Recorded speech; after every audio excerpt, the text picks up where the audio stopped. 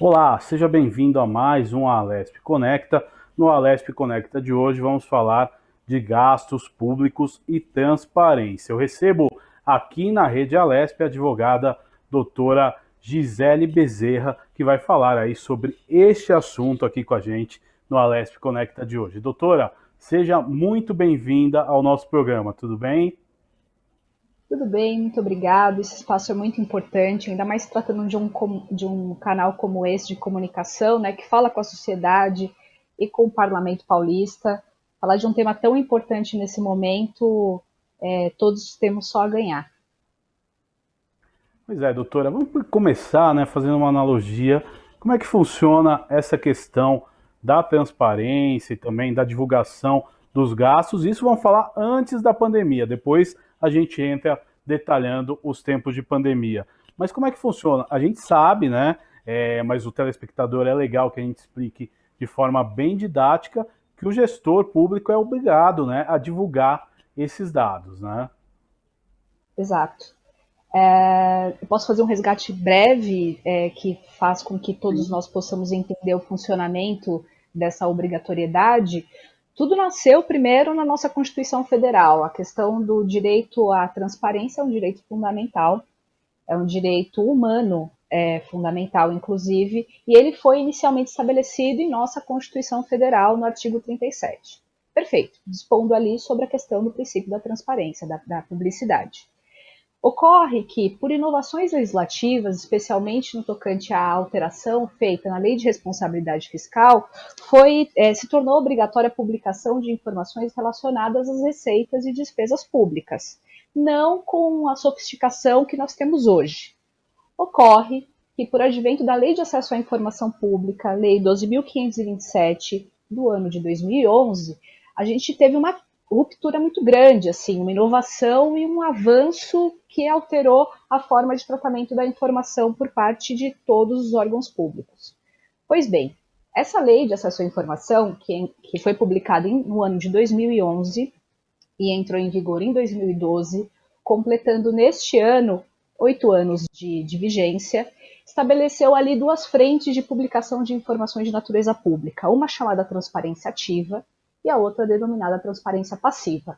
Perfeito. Para além dessa nomenclatura específica, posso resumir da seguinte forma: transparência ativa nada mais é que a disponibilização de informações públicas na internet, em linguagem de fácil compreensão, possibilitar a extração dos dados ali colocados em formato aberto, então nada de publicar todas as informações em PDF, por exemplo. Bem, informações essas que estão arroladas pela lei, lá no artigo 8º da Lei de Acesso à Informação, que passam por receita, despesa, estrutura administrativa, contratos administrativos. Pois bem, essa é a transparência ativa, né? Já a transparência passiva, ela tem como característica principal a possibilidade de qualquer pessoa protocolar e ver tramitado qualquer pedido de acesso à informação pública. Em outras palavras, entrei no portal da Prefeitura, da Câmara, do Estado, da União, não encontrei informação, a administração pública deve prover um mecanismo de protocolo de pedido de acesso à informação pública. Tradicionalmente, a lei ela estabeleceu ali a possibilidade de protocolo físico e eletrônico, mas hoje estamos vivendo numa pandemia, de modo que o mecanismo de protocolo eletrônico é, sem dúvida, o mais usado hoje. Agora, doutora, dentro desse contexto, vamos entrar um pouquinho no tempo de pandemia e esclarecer uma dúvida. O órgão fiscalizador dos municípios é o Tribunal de Contas, né? No caso do município de São Paulo, existe um Tribunal de Contas próprio, correto? É só São Paulo que tem esse tribunal próprio? Então, nós temos outros estados com tribunais próprios, mas o São Paulo tem o Tribunal de Contas do município. Ocorre que a fiscalização por parte de outros municípios do estado é feita pelo Tribunal de Contas do estado de São Paulo. O que ocorre? Diante dessa crise de ordem sanitária, né, sem precedente, a questão que a gente enfrenta é o seguinte: a informação hoje é uma questão de vida ou morte. Eu preciso saber de dados relacionados ao enfrentamento da pandemia. Nessa ordem de fiscalização, o que ocorre? Nós temos hoje diplomas em vigor que estabelecem a obrigatoriedade de publicação de dados relacionados ao enfrentamento ao coronavírus, né? O primeiro deles foi estabelecido pela lei federal, né, a lei 13.979 do ano de 2020, que desenhou ali alguns dados a serem publicados em matéria do enfrentamento do coronavírus. A exemplo de nome do contratado, seu registro na Receita Federal, o total contratado, a íntegra dos processos de aquisição.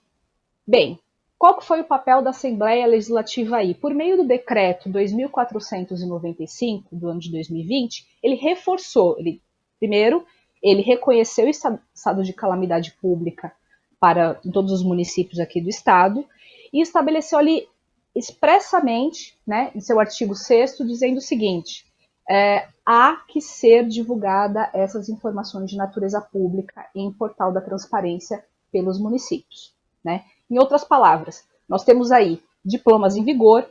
Em âmbito do Estado de São Paulo, posso lhe dizer, pela prática que tenho, por trabalhar na Conan, que é uma empresa de consultoria em administração municipal, com atuação de mais de 40 anos nessa área, seja consultiva, de inovação tecnológica, a gente vem enfrentando diariamente algumas novidades no que diz respeito a como conduzir essa questão.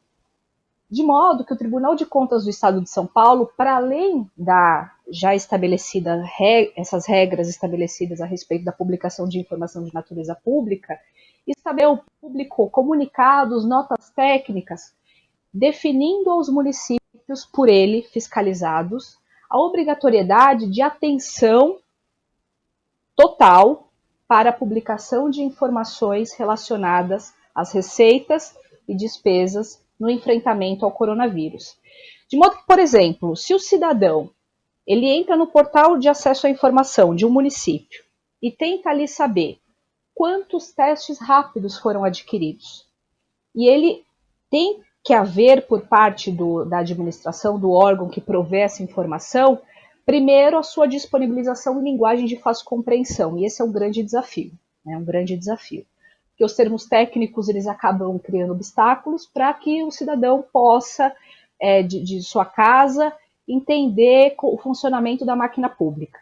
Então ele quer saber quantos testes rápidos foram adquiridos. Para além disso, para além de saber quantos testes foram adquiridos, quanto a sua prefeitura pagou por teste, qual foi a empresa que ganhou, o Tribunal de Contas do Estado de São Paulo definiu de uma maneira bastante interessante a divulgação em tempo real da destinação dessas compras. De modo, eu quero saber quantos testes rápidos foram adquiridos e eu quero saber para qual unidade de saúde, a título exemplificativo, foi destinado esse equipamento que foi comprado, né? E assim como ocorre com máscara, com álcool em gel, enfim, todo tipo de contratação nesse enfrentamento é objeto de divulgação ampla à população, em tempo real. E caso o cidadão, a sociedade civil organizada não localize essa informação no portal da transparência, deve ele recorrer ao serviço de informação ao cidadão, que é aquele protocolo eletrônico de pedidos de acesso à informação, que deve ser analisado, processado e respondido pela administração pública. Então, veja, fora o papel do Tribunal de Contas, nós temos o papel importantíssimo também de outro órgão fiscalizador muito importante, o Poder Legislativo, né, evidentemente, assim como o Ministério Público do Estado de São Paulo, que temos conhecimento aí de uma ação ordenada que estão fazendo, no que diz respeito a verificar o atendimento por parte do poder público dessa ordem legal aí posta. Agora, doutora, quais as punições para o agente público, né, nesse tempo de pandemia, pelos gastos aí, que na verdade vão ser analisados depois, né, porque estamos, né, num período de calamidade pública, né? Existe algum prazo para análise desses gastos? Como serão feitos, né, a apuração de tudo isso? Uhum. Veja, a análise objetiva das contas, né, são feitas pelo Tribunal de Contas, mas veja, o papel fiscalizatório do Poder Legislativo aí é muito importante. De modo que, No que diz respeito ao descumprimento do mandamento da transparência, isso é estipulado, determinado pela Lei de Acesso à Informação Pública, Lei 2.527, estabelece ali a imputação de responsabilidade objetiva ao agente, né, em escala administrativa, bem como eles responder por crime de responsabilidade, bem como por improbidade administrativa, né? Então, são ações bastante duras, e aí eu chamo a atenção para um dos comunicados, uma das frentes de trabalho do Tribunal de Contas do Estado de São Paulo, que por meio de um comunicado arrolou às prefeituras que estão atendendo parcialmente a transparência no que diz respeito ao enfrentamento do vírus, e ali indicou a aplicação, inclusive, de uma multa por volta de R$56 mil ao agente que descumprir essa transparência, fora o apontamento nas contas, né, o que gera uma série de implicações. Agora, doutora, outro fator que é muito discutido, como se dá a publicidade, a divulgação desses gastos? Como é que alguém que queira saber esses gastos deve proceder, né, para ter essas informações? E aí eu lhe pergunto, pode ser qualquer pessoa, né, da sociedade, através da lei de acesso à informação, ou nesse período tem algum outro contexto? Olha, nada muda. Eu acho que, inclusive, a regra máxima da Lei de Acesso à Informação, que a transparência é a regra e o sigilo a exceção, hoje tem mais força do que jamais teve.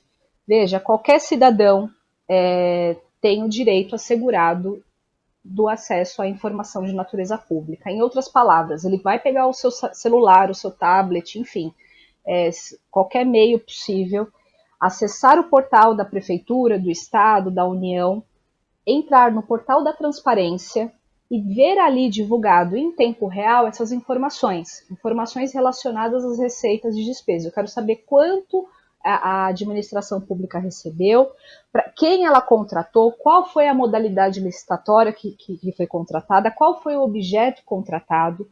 Se eu quiser saber a íntegra deste processo, precisa estar ali divulgado. Enfim, a ideia da Lei de Acesso à Informação é tornar possível o controle social, né?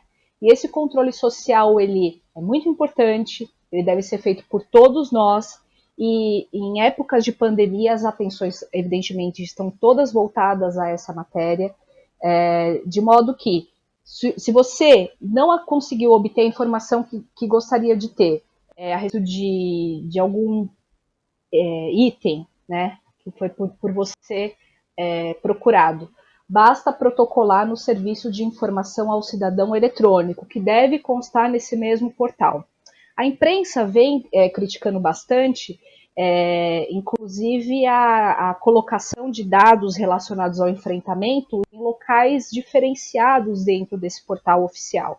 De modo que, para facilitar, seria interessante centralizar essas informações. Nós temos verificado que algumas prefeituras, alguns municípios vêm criando hot sites, né, sites independentes, divulgando ali boletim epidemiológico, e seria interessante também ali indicar que, olha, há a possibilidade de você acompanhar as receitas e despesas públicas, tá, feitas pelo ente. De modo que, se não localizar no portal, basta protocolar pelo Serviço de Informação ao Cidadão, preferencialmente, obviamente, no formato eletrônico. Né? Olha, interessante, doutora, a gente analisar um ponto também, que as cobranças, elas surgem na população no momento desse, a impressão que se tem é que elas cobram mais os gestores, né? E temos um episódio novo que é as famosas fake news. Até que ponto elas influem e atrapalham no trabalho dos gestores públicos? Olha, muito interessante, inclusive tramita aí, né, uma CPI da fake news, é um tema bastante importante e relevante no que diz respeito ao seu impacto ao gestor público. A nossa recomendação contínua e bastante forte é de quanto mais transparente for o seu governo, né, então no que diz respeito à disponibilização de informações públicas na internet, fica muito mais fácil, né, você constatar eventualmente a incidência de uma fake news. Veja, então nós temos a máquina pública trabalhando fortemente ali no enfrentamento da Covid-19. Nós temos processos licitatórios em tramitação, nós temos contratação de agentes em tramitação. Se o gestor tornar essa informação pública, fica muito mais fácil de derrubar eventual fake news, né? Evidentemente que, no caso de o agente se sentir ofendido, ele pode buscar, obviamente, o Poder Judiciário para ter, seja o direito de resposta, seja uma indenização, enfim. Então, esses são os mecanismos à disposição, né, de todos os agentes e toda a população que queira ver a forma de ação de seu governo no enfrentamento ao coronavírus. Agora, doutora, outro ponto importante aí, com a sua vasta experiência, no que os municípios aí têm mais dificuldade na prestação de contas? Olha, no que diz respeito ao atendimento à transparência pública, eu posso, com bastante tranquilidade, lhe dizer o seguinte: primeiro que o grande desafio relacionado a essa matéria é tornar essa transparência ágil, né? Ou seja, atender em tempo real. E o que é em tempo real? O tempo real ele está estabelecido por legislação federal que diz o seguinte: o tempo real é, feito o lançamento contábil, as informações devem ser divulgadas no portal da transparência até o dia útil subsequente. Ou seja, inserir informações, fiz contratação, lancei informação relacionada à sua contabilidade na sexta-feira, na segunda-feira essa informação deve ser divulgada. Outro grande desafio, e esse é um dos mais enfrentados por todos os municípios do Brasil, está em organizar a informação, né, esse é um grande desafio, processar essa informação e divulgá-la. Por quê? Porque a Lei de Acesso à Informação, ela criou aí várias exigências no que diz respeito a informação ser íntegra, autêntica. Então, ela não pode ser uma informação manipulada, tem que ser direto da fonte. Outro desafio está em disponibilizar no portal da transparência mecanismo para você poder fazer busca de conteúdo. Isso é importantíssimo, né? Eu quero saber quantas máscaras foram adquiridas, de tal a qual período. O portal deve contemplar essa possibilidade. Ser em linguagem de fácil compreensão, né? Afastando assim o uso excessivo de termos técnicos, o que afasta, cria uma barreira para o cidadão poder entender a informação que está sendo processada ali. Então, de tudo isso, o município ele precisa, dentre os seus grandes desafios, está de fato operacionalizar a lei de acesso. E vamos combinar que não é uma lei que entrou em vigor ontem, né? Ela entrou em vigor há 8 anos. Agora, muitos casos, né, doutora, que também tem a intervenção do Ministério Público, né? Ou seja, para barrar uma compra, ou seja, para que alguma atitude do prefeito, né, seja repensada. Como funciona essa relação Ministério Público-municípios, doutora? Veja só, nós estamos acompanhando aí diariamente uma fiscalização ordenada por parte do Ministério Público do Estado de São Paulo, né, e foco aqui no Estado de São Paulo, primeiro promovendo a indicação de recomendações, né, aos municípios. Então tem alguns itens que devem ser atendidos dentro do portal da transparência e com foco no enfrentamento do coronavírus. E a partir dali, diante da manifestação, no caso da prefeitura, será seguramente ou arquivado ou se reverterá no inquérito. E a partir desse inquérito é possível ele ser tornado uma ação civil pública, como aconteceu em um passado recente em matéria de transparência pública. Então, a atuação do Ministério Público é extremamente importante. O cidadão, se quiser reclamar de informação que não for divulgada no portal da transparência, pode recorrer à Casa do Povo, às câmaras municipais, ou mesmo ao Ministério Público, indicando ali, apresentando uma denúncia. Mas antes do munícipe adotar essa providência, pode ele recorrer ao serviço de informação ao cidadão. Olha, não achei tal informação, então eu quero primeiro ver da administração se ela me responde, para que depois eu, porventura, promova aí oficialmente uma denúncia, né?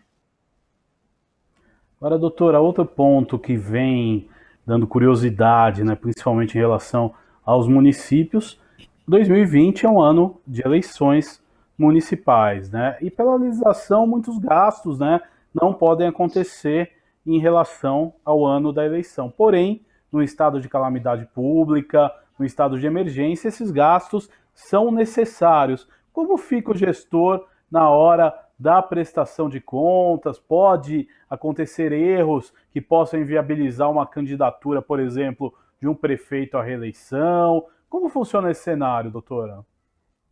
Olha, muito interessante essa sua pergunta. Até faço um convite a todos que estão nos assistindo.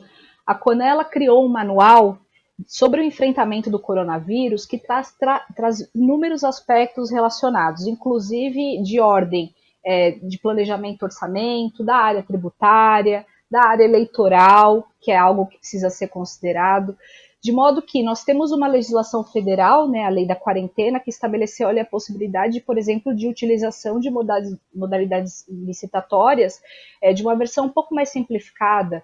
Nós temos aí mecanismos que foram possibilitados também de gastos, né, verificar esse balanço dos gastos. Bem, o cenário, a gente nunca pensou em viver em uma pandemia, né? Eu particularmente não espero que a gente saia logo dessa. Ocorre que o gestor, neste momento, para fazer qualquer tipo de contratação, ele precisa justificar, evidentemente. Se eventualmente, em uma prestação de contas feita junto ao Tribunal de Contas do Estado de São Paulo, for apontado qualquer irregularidade, ele pode apresentar ali uma defesa, ele pode explicar o porquê procedeu dessa ou daquela forma.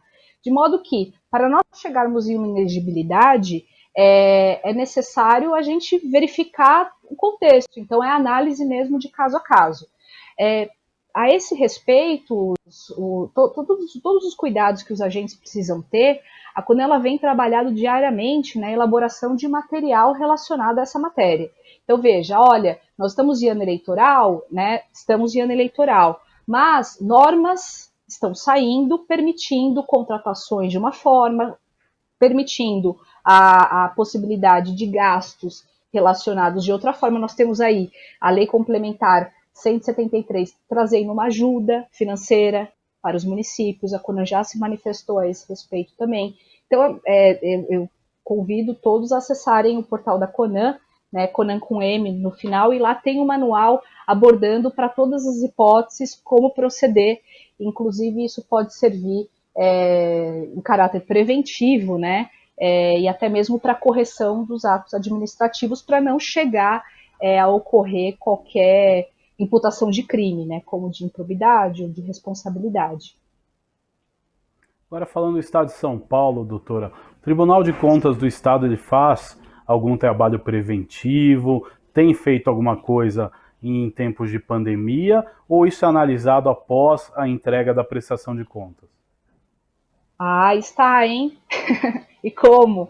Digo a você o seguinte, o Tribunal de Contas do Estado de São Paulo vem periodicamente soltando comunicados, notas técnicas, e está em curso uma fiscalização que, como disse, foi publicada pelo comunicado 13 agora de 2020, uma lista de municípios que, no que diz respeito à disponibilização de informações relacionadas aos gastos no enfrentamento ao coronavírus, atenderam, não atenderam ou atenderam parcialmente, dando um prazo ali de 15 dias para regularização, sob pena de apontamento nas contas, evidentemente, e o pagamento de uma multa, que gira em torno aí de 55, quase 56 mil reais.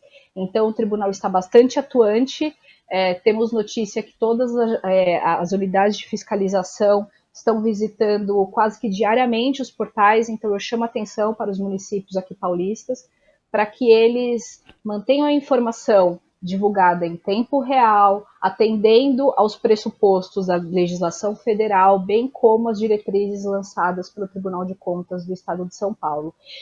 Todo mundo ganha com isso, porque se evidentemente alguém constatar qualquer falha ao agente, é possível ele revisar o seu ato, torná-lo regular, né? Então, esse trabalho em conjunto, inclusive do controle social, ele serve para aprimorar as rotinas administrativas.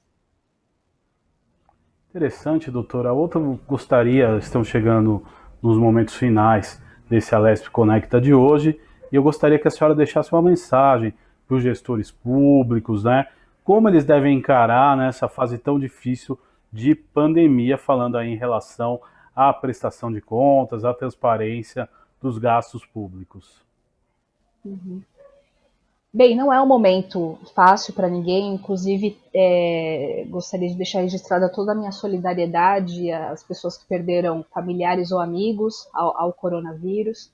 Nós tivemos aí, todos nós fomos pegos de surpresa, né, com essa imensa crise sanitária, de modo que ao agente resta, inicialmente, empregar todos os seus esforços para trazer segurança à sua comunidade e observar as normas em vigor, né? Não são difíceis de aplicar. No caso de dúvida, eu até sugiro para aqueles que tenham dúvida contactar a Conan, que é uma empresa de consultoria que trata a respeito dessa matéria. E, enfim, sempre que possível, manter esse canal aberto de diálogo com a sociedade. Todos nós só temos a ganhar, porque a informação pública é muito importante, informação pública é um direito fundamental e quanto mais nós nos aperfeiçoarmos, melhor a máquina pública funcionará. Doutora Gisele Bezerra, eu quero agradecer a sua participação nesse Alesp Conecta de hoje. Até uma próxima oportunidade. Até. Tá aí, este foi o Alesp Conecta de hoje. Falamos aí de transparência nos gastos públicos em tempos de pandemia do coronavírus e também a divulgação desses dados, que é muito importante. Você pode ver e rever este e outros programas em nosso canal no YouTube. Até nosso próximo encontro. Tchau!